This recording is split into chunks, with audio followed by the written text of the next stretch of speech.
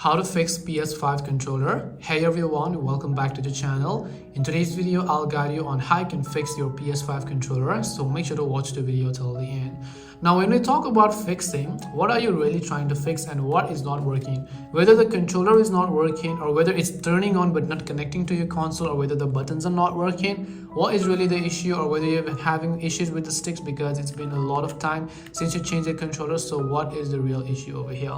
Well, let us begin with a couple of things. First off, I want you to make sure you have enough charge on your PlayStation controller, and for that of course you need a charging cable, and that of course is going to be our universal Type-C charging cable, and we want to simply make sure to connect it to the back of this PS5 controller. Now the other end, which is the PS5 or the USB hub ones, I want you to make sure to connect it to your PS5 console, not anywhere else in the adapter or anywhere else, but make sure you connect it to the USB port of a PS5 console, and then you should be able to turn on your controller.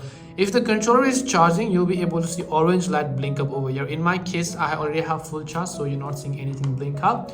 And after that, just make sure to long press the PS button on your controller, and now you can see the controller has turned on because the blue light was blinking over here.